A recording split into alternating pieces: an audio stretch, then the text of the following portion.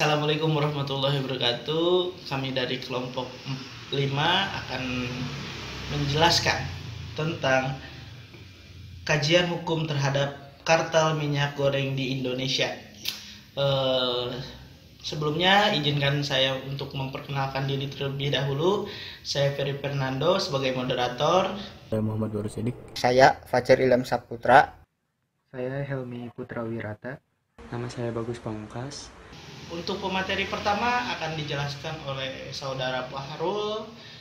Untuk waktunya kami persilahkan. Saya akan menjelaskan tentang pengertian kartel dan jenisnya. Pengertian kartel. Kartel adalah persekongkolan atau persekutuan di antara beberapa produsen produk sejenis dengan maksud untuk mengontrol produksi, harga, dan penjualan serta untuk mendapatkan posisi monopoli. Selanjutnya jenis kartel. Jenis kartel yang dikenal dalam persaingan usaha adalah sebagai berikut. Yang pertama kartel harga pokok, yang kedua kartel harga, yang ketiga kartel kondisi atau syarat, yang keempat kartel rayon, yang kelima kartel kontingen ring, yang keenam sindikat penjualan atau kantor penjualan.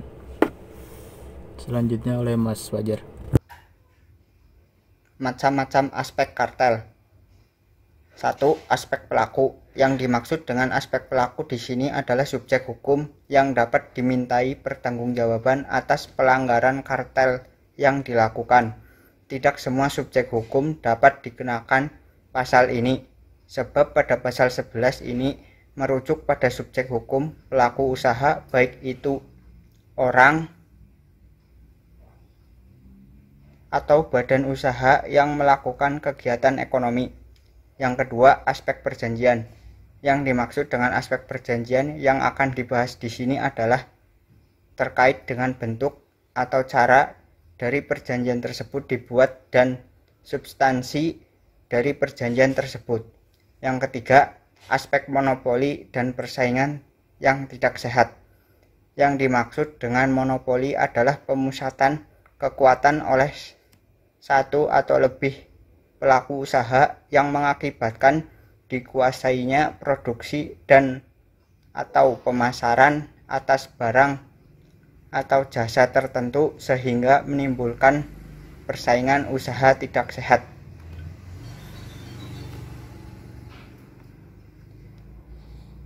Unsur-unsur kartel. Unsur-unsur kartel menurut pasal 11 Undang-Undang Nomor 5 Tahun 1999 tentang larangan praktek monopoli dan persaingan usaha tidak sehat yang mengatur tentang kartel. Adapun unsur-unsur dari pasal tersebut adalah sebagai berikut. Yang pertama, pelaku usaha. Yang kedua, perjanjian. Yang ketiga, pelaku usaha pesaingnya. Yang keempat, bermaksud mempengaruhi harta. Kelima, mengatur produksi dan atau pemasaran. Yang keenam, barang dan atau jasa. Yang ketujuh, dapat mengakibatkan terjadinya praktek monopoli dan atau persaingan usaha tidak sehat. Penerapan pasal 4, pasal 5, dan pasal 11 Undang-Undang Nomor 5 Tahun 1999 tentang larangan praktek monopoli dan persaingan usaha tidak sehat berdasarkan putusan KPPU nomor 24 KPPU 1 tahun 2009. Adapun perusahaan industri minyak goreng sawit yang terkena indikasi pelanggaran pasal 4, pasal 5, dan pasal 11 Undang-Undang nomor 5 tahun 1999 oleh KPPU adalah A. Terlapor 1. PT Multimas Nabati Asahan minyak goreng curah Sania Fortune. B. Terlapor 2. PT Sinar Alam Permai curah Sania Fortune. C. Terlapor 3. PT Wilmar Nabati Indonesia curah. D. Terlapor 4. PT Multi Nabati Sulawesi curah Sania Fortune. Terlapor 5. PT Agrindo Indah Persada curah. Terlapor 6. PT Musim Mas curah. Terlapor 7. PT Inti Beuna Perkasa Perkasa Tama Curah. Terlapor 7. PT Mega Surya Mas Curah Kemasan. Pembuktian adanya sebuah kartel dapat dilakukan dengan menggunakan indirect evidence berupa bukti komunikasi, berupa fakta adanya pertemuan dan atau komunikasi antar pesaing meskipun tidak terdapat substansi dari pertemuan dan atau komunikasi tersebut. Lalu bukti ekonomi. Terdapat dua tipe bukti ekonomi, yaitu bukti yang terkait dengan struktur dan perilaku. Yang ketiga, facilitating practice, yang dilakukan melalui price signaling dalam kegiatan promosi dalam waktu yang tidak bersamaan serta pertemuan-pertemuan atau komunikasi antar pesaing melalui asosiasi. Unsur pasal 4 ayat 1. Pelaku usaha. Bahwa pelaku usaha yang dimaksud dalam pelanggaran ketentuan pasal ini adalah terlapor 1, 2, 3, 4, 5, 6, 7, 8, 9, 10, 11, 12, 13, 14. Untuk pasar minyak goreng kemasan. Perjanjian pelaku usaha lain untuk secara bersama-sama melakukan penguasaan produksi dan atau pemasaran barang dan atau jasa. Unsur praktek monopoli dan atau persaingan usaha tidak sehat. Yang pertama, bahwa perilaku para terlapor tersebut yang melakukan kesepakatan tidak langsung guna menguasai dan mempertahankan penguasaan dan konsentrasinya di pasar minyak goreng di Indonesia dapat dikategorikan sebagai tindakan pemusatan kekuatan ekonomi oleh beberapa terlapor tersebut. Yang kedua, bahwa selanjutnya Majelis Komisi menilai adanya dampak kerugian konsumen dapat dikategorikan sebagai dampak yang merugikan kepentingan umum, terlebih lagi mempertimbangkan produk minyak goreng merupakan salah satu produk kebutuhan pokok masyarakat. Yang ketiga, bahwa perilaku para terlapor dapat dikategorikan sebagai tindakan yang tidak jujur dan atau menghambat persaingan usaha. Saling menguatkan karena menjelaskan mengenai dua bentuk oligopoli.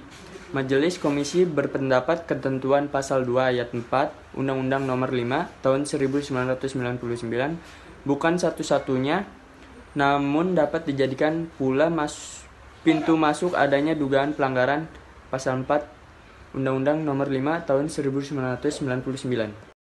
Unsur pasal 5 1. Pelaku usaha. Bahwa pelaku usaha yang dimaksud dalam pelanggaran ketentuan pasal ini adalah terlapor 1 sampai dengan terlapor 21, namun tidak termasuk terlapor 13 karena tidak dalam pasar geografis yang sama. 2. Perjanjian dengan pelaku usaha pesaingnya untuk menetapkan harga atas suatu barang dan atau jasa yang harus dibayar oleh konsumen atau pelanggan pada dasar bersangkutan yang sama. Poin-poinnya yaitu 1. Bahwa sebagaimana telah diuraikan pada butir-butir mengenai indirect evidence, pembuktian adanya kartel, termasuk di antara kartel harga dapat menggunakan bukti komunikasi dan bukti ekonomi sebagai bukti tidak langsung. 2. Bahwa berkaitan dengan bukti komunikasi, Majelis Komisi menilai berdasarkan fakta adanya pertemuan dan komunikasi baik secara langsung maupun tidak langsung dilakukan oleh para terlapor pada tanggal 29 Februari 2008 dan pada tanggal 9 Februari 2009. Bahwa keterkaitan dengan bukti ekonomi, Majelis Komisi menilai berdasarkan fakta-fakta terkait dengan struktur dan perilaku di mana secara struktur pasar merupakan oligopoli yang semakin terkonsentrasi, dan perilaku para terlapor yang dapat dikategorikan sebagai price parallelism dan facilitating practice yang dilakukan melalui price signaling. Yang keempat, bahwa atas dasar indirect evidence tersebut, Majelis Komisi berpendapat telah terjadi komunikasi dan koordinasi di antara para terlapor yang mengakibatkan terjadinya price parallelism. bahwa price parallelism tersebut ditetapkan oleh para terlapor kepada pembeli atau pelanggan para terlapor selaku konsumen antara produk minyak goreng.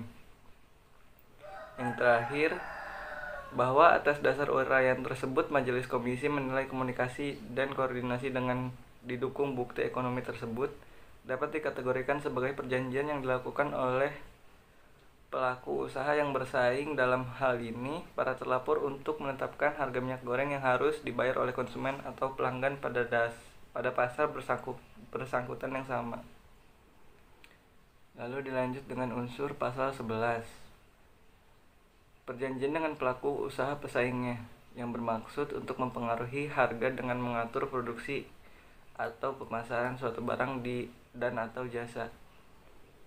Poin pertama yaitu bahwa dalam perkara ini Majelis Komisi menemukan adanya bukti pengaturan dalam pemasaran produk minyak goreng kemasan yang dilakukan terlapor 1, 2, 4, 10, dan seterusnya melalui perilaku facilitating practice dalam kegiatan pemasaran sebagaimana telah diuraikan pada butir-butir mengenai indirect evidence. Poin selanjutnya yaitu bahwa atas dasar tersebut Majelis Komisi menilai perilaku pemasaran yang dilakukan terlapor 1, 2, 4, 10, dan seterusnya tersebut dapat dikategorikan sebagai perjanjian dengan pelaku usaha pesaingnya yang bermaksud untuk mempengaruhi harga dengan mengatur pemasaran minyak goreng kemasan. Unsur praktek monopoli atau persaingan usaha tidak sehat, yaitu bahwa dampak perilaku pemasaran yang dilakukan oleh terlapor mengakibatkan tidak adanya persaingan dari sisi harga dan terbukti mengakibatkan kerugian konsumen. Kerugian konsumen tersebut dapat dikategorikan sebagai kerugian kepentingan. Kemudian saya akan menjelaskan tentang kesimpulan. Dari uraian di atas, maka dapat diambil kesimpulan sebagai berikut. Yang pertama, penerapan ketentuan pasal 4, pasal 5, dan pasal 11 Undang-Undang Nomor 5 Tahun 1999 di dalam putusan KPPU Nomor 24/KPPU strip 1/2009 tidak berjalan dengan tepat karena ada beberapa kesalahan dan kekurangan di dalam putusan tersebut, yaitu majelis hakim tidak tepat dalam menganalisis pasal produk antara minyak goreng curah dan minyak goreng kemasan dan penggunaan alat bukti dalam kasus kartel minyak goreng tersebut hanya menggunakan satu alat bukti saja, yaitu bukti petunjuk berupa bukti tidak langsung atau indirect evidence yang mestinya harus didukung oleh alat buktinya. Kemudian yang kedua, hendaknya Majelis Komisi lebih teliti dan cermat dalam menangani perkara kartel, khususnya dalam menganalisis pasar bersangkutan. Kemudian selain itu, hendaknya Majelis Komisi dalam menangani dan memutus suatu perkara persaingan usaha, khususnya perkara kartel, berusaha mencari dan menggunakan lebih dari satu alat bukti. Jangan hanya mengandalkan satu alat bukti saja. Untuk itu mohon maaf apabila ada kesalahan dari segi pemaparan dan segi lainnya. Wabillahi taufiq wal hidayah. Wassalamualaikum warahmatullahi wabarakatuh.